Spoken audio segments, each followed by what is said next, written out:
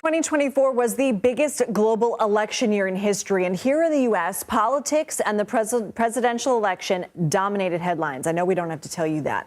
The year started in the middle of the Republican presidential primaries, but Republicans hopeful to win over a party still dominated by Trump already started stepping down and in line with the former president. So by the time January rolled around, only two challengers qualified to debate Trump. Shortly after, Trump made history by becoming the first former president to be criminally convicted, but his party was already behind him. Then, facing the only person who had beaten him in an election before, the debate between Trump and President Biden changed the course of the race. A poor performance by Biden highlighted concerns many Americans already had with his age, and soon after, he stepped aside and endorsed his VP. In between, the bullet of a would-be assassin drew blood and raised the fight in both Trump and loyalists in his party. And then on November 6th at 5:30 a.m. Eastern Time, CBS News called the 2024 election for Donald Trump.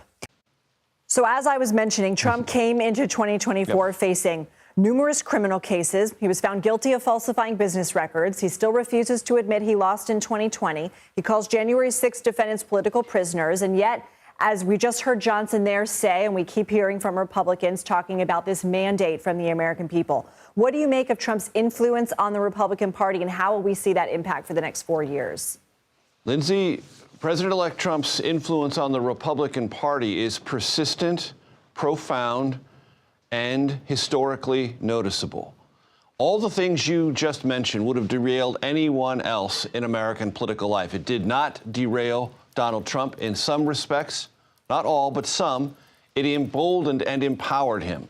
Most Trump's reporters thought everything related to legal challenges against President Trump were not factual, not legal, but part of a systemic effort to take him down because of his political rivals. They were not interested in the underlying facts. They were not interested in the underlying behavior of Donald Trump as president or as a political figure.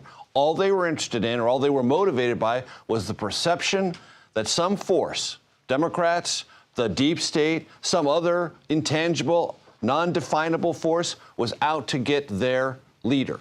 And they rallied to him. And no other Republican could make a credible case against that.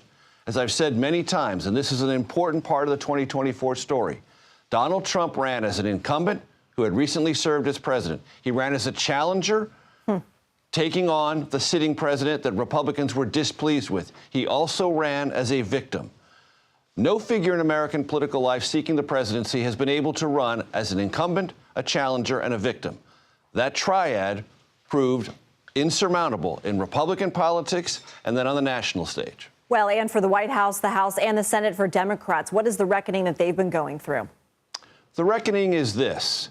Not only did Kamala Harris, as the freshly appointed Democratic nominee with no votes in the primary and the switch that was carried out by President Biden somewhat awkwardly, but it created enthusiasm among Democrats, none of that was able to enlarge the Democratic base. As a matter of fact, Kamala Harris lost about 7 million votes as compared to Joe Biden in 2020.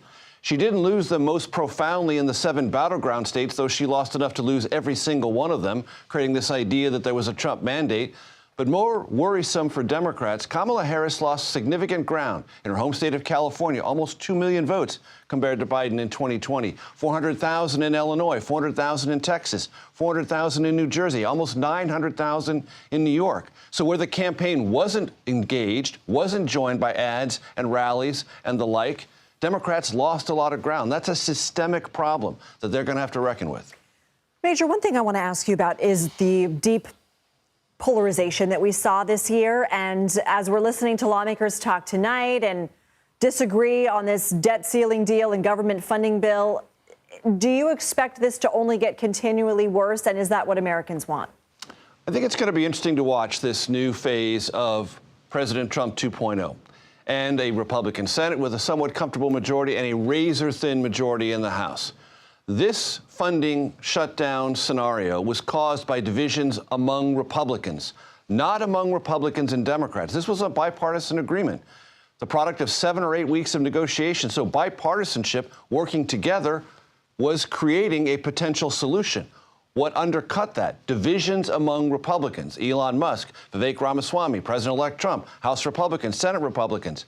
I think that's going to be an interesting story in 2025. Can Republicans remain cohesive? Or, as this indicates, will they subject themselves and President-elect Trump, soon to be President Trump, to all manner of purity tests? And if you can't fulfill that purity test, do you risk getting primaried? Do you risk divisions within your own party? That's going to be, I believe, the story, at least in the early part of 2025. Can Republicans, fresh off this election victory, with all these aggressive and interesting and ambitious initiatives, hold together? And if they can't, who are they going to blame? They're not going to be able to blame Democrats. They may blame themselves. And this shutdown situation is reflective of those kind of underlying tensions. Major Garrett, from all of us at the Daily Report, thank you for making our program smarter. Thanks.